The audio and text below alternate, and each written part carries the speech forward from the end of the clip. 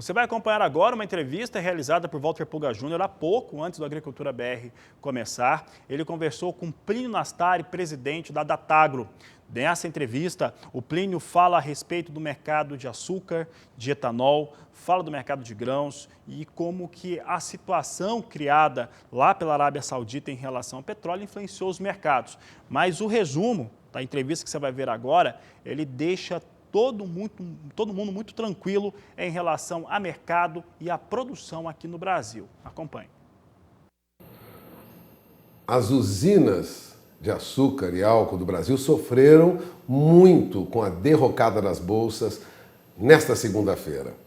Eu tenho aqui ao meu lado o Plínio Nastari, que acompanha os negócios de açúcar e etanol, não só no Brasil, no mundo, é um dos mais respeitados analistas de mercado de açúcar e etanol conhecidos hoje no planeta, e vai comentar sobre as consequências dessa derrocada e as perspectivas para o Brasil. Obrigado por ter vindo participar da nossa programação, Dr. Plínio. É raro ter o senhor com tempo, já que o senhor viaja muito por outros países, mas essa turbulência de ontem foi uma surpresa negativa para as usinas? Sem dúvida. Desde domingo à tarde, o mundo entrou em sobressalto com essa disputa entre a Arábia Saudita e Rússia, principalmente, e as perdas foram muito grandes, não só no valor das ações, mas nos mercados. Então, queda do preço do petróleo, queda do preço da gasolina, que chegou a 1,12 dólares por galão. Esse preço da gasolina já chegou a 2,3 dólares por galão. Foi uma queda acentuada? Muito grande. E também queda muito grande no preço do açúcar em Nova York, como consequência. Então, há cerca de 3 semanas, número 11 de Nova York era cotado acima de 15,3, 15,4 centes por libra-peso, permitindo uma remuneração de R$ 1.500 por tonelada às usinas. E agora nós estamos enxergando aí preços da ordem de 12,6 centes por libra-peso, mas o câmbio também, de outro lado, o real se desvalorizou. Então, em reais por tonelada, hoje nós estamos aí enxergando preços da ordem de R$ 1.300 por tonelada, que não é ruim, mas mudou a realidade de preços. E quando o preço chegou a 15,5 centes por libra-peso, em torno disso, muitos produtores aproveitaram e fizeram a precificação dos seus excedentes para exportação nesses níveis de preço, não só para esse ano, mas também para a safra 21-22. E é por esse motivo que a gente está prevendo uma safra ligeiramente mais açucareira em 2021 e também em 21-22, aqui no Brasil. Nos últimos 2 anos, o Brasil retirou do mercado internacional de açúcar cerca de 20 milhões de toneladas, e agora o Brasil volta ao mercado, voltando a exportar, exatamente no momento em que a Índia tem uma quebra de safra. Índia que chegou no ano passado a produzir 33,2 milhões de toneladas, esse ano deve produzir 27,3. Tailândia, que no ano passado produziu 14,58 milhões de toneladas, e esse ano deve produzir 8,1. Então, nós estamos prevendo um déficit no mercado mundial de açúcar para o ano comercial 19-20, que vai de 1º de outubro a 30 de setembro, então 1º de outubro de 19 até 30 de setembro de 20, de 10,3 milhões de toneladas, e no ano comercial 20-21, de 3,2 milhões de toneladas.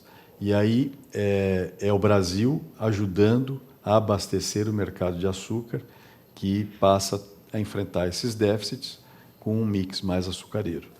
Nós temos tido safras alcooleiras e o álcool tem sido, de certo modo, entre aspas, a salvação das usinas nesse período difícil dos últimos anos. Agora, com o petróleo mais barato, gasolina mais barata, o álcool não é mais a alternativa que as usinas tinham? Isso é verdade, o que você disse. Há 2 anos atrás, a produção de etanol era de 27,8 bilhões de litros. nesse último ano, 35,6 bilhões de litros. Não só etanol de cana, agora cada vez mais também etanol de milho, que está crescendo bastante.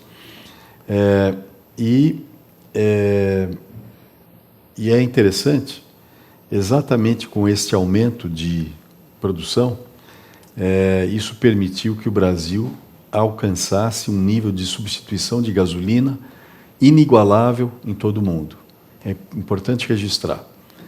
No ano passado, o Brasil substituiu, em média, no país como um todo, 46% da sua gasolina através da mistura obrigatória de 27% de etanol anidro na gasolina e mais o hidratado, utilizado pela Frota Flex, convertido em gasolina equivalente.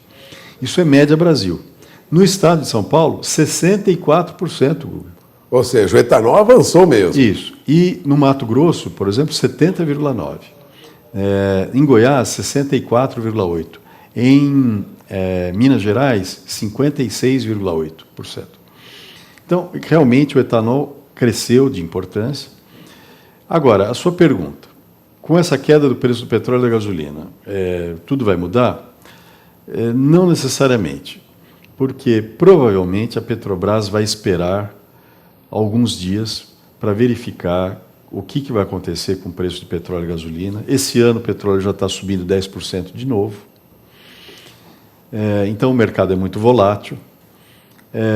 Na nossa avaliação, a comparação do preço da gasolina na refinaria, comparado com o cálculo do preço de paridade de importação, indica que o preço na refinaria hoje está 6,2% acima da paridade de importação. 6,2%, apenas.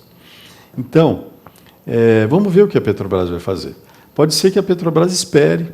Se ela reduzir o preço da gasolina, ainda existe a hipótese de o governo aproveitar essa queda do preço da gasolina e do diesel para aumentar a CID. Aumentar o imposto para compensar. Sim, porque você não tem a dúvida que o preço do petróleo e da gasolina vai subir de volta. E a hora que subir, vai gerar aquela insatisfação do consumidor porque o preço subiu. Como é que resolve isso? A CID foi criada para ser um tributo regulador de mercado, mas só que ela nunca foi utilizada como tal. Então, agora abre-se a oportunidade para que ela cumpra esse papel. E se nós estivéssemos nos Estados Unidos, que é um país rico, o Brasil poderia estar se dando o luxo de repassar essa queda para o consumidor. Mas com uma dívida pública acima de 70%, com um déficit das contas do governo também enorme, né? Essa é a oportunidade de, com a CID, ajudar a diminuir essa dívida e ajudar a pagar o déficit público. Então, há uma série de incertezas. Então, não necessariamente isso significa uma derrocada, uma crise muito grande, mas vamos acompanhando os mercados. Eu acho que o mais importante, Guga, é que a Índia está tendo quebra de safra e a Tailândia também. E o mundo está pedindo mais açúcar para o Brasil. O Brasil vai fazer mais açúcar, o que não significa necessariamente menos etanol, porque está aumentando a produção de etanol de milho. Então, é isso que a gente espera que aconteça. Há 4 anos atrás, o etanol de milho representava 141 milhões de litros. Na última safra, 1,46 bilhões de litros. Esse ano a gente já está prevendo 2,5 bilhões de litros. Daqui a 4 anos vai para 7 bilhões de litros. Ou seja, etanol veio para ficar. Veio e é uma solução brasileira que está sendo cada vez mais valorizada. Eu acabo de vir de um grande giro para vários países da Ásia. Estivemos na Índia, na Tailândia, no Paquistão. Todos esses países muito interessados em replicar a experiência brasileira, que é exitosa não só por reduzir a dependência por importação de petróleo e derivados. Esses países todos estão com uma situação equivalente à do Brasil há 45 anos atrás. O Brasil dependia 81% da sua demanda por importação. Na Índia, importação de petróleo para abastecer a frota. Na Índia hoje é 83,8%, no Paquistão é 71%, enfim. É preciso fugir dessa situação de dependência. E eles têm uma necessidade muito grande de reduzir as emissões de poluentes, tanto a nível local quanto a nível global. E o etanol é muito eficiente nisso. Eu vou te dar um exemplo. São Paulo, com 21 milhões de habitantes, uma frota de 8,6 milhões de carros, no índice de qualidade do ar, das piores cidades, ela é a cidade 879ª. São Paulo é uma das cidades mais limpas do planeta por causa do etanol, por causa dos 64% que eu me referi. Então, vale a pena continuar em etanol. Claro. Agora, vale lembrar que nesta semana, aliás, amanhã, quarta-feira, o Dr. Plínio estará em Ribeirão Preto. É o início da safra, Dr. Plínio. É o evento de abertura da safra de cana, açúcar e etanol. É o grande evento de abertura de safra. Ocorre lá em Ribeirão Preto, no Taiwan Centro de Eventos. E vai ser um evento muito importante por vários motivos. Nós vamos estar discutindo a escrituração dos CBIOs, que são os créditos de descarbonização do RenovaBio.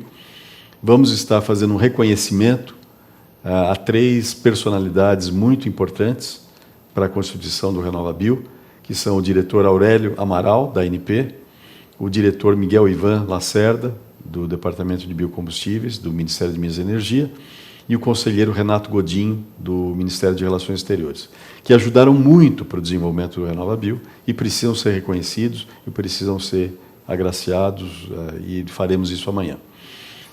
Amanhã também estaremos anunciando e formalizando a aliança Datagro-GPB para continuar aprimorando o balizador do preço do boi.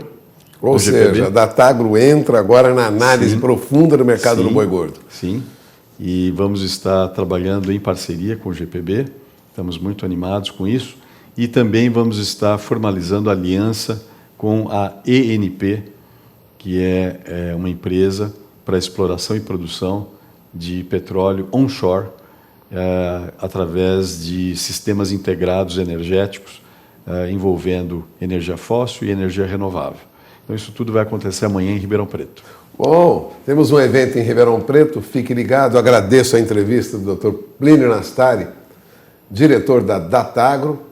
Obrigado, doutor. Muito obrigado, um prazer estar aqui.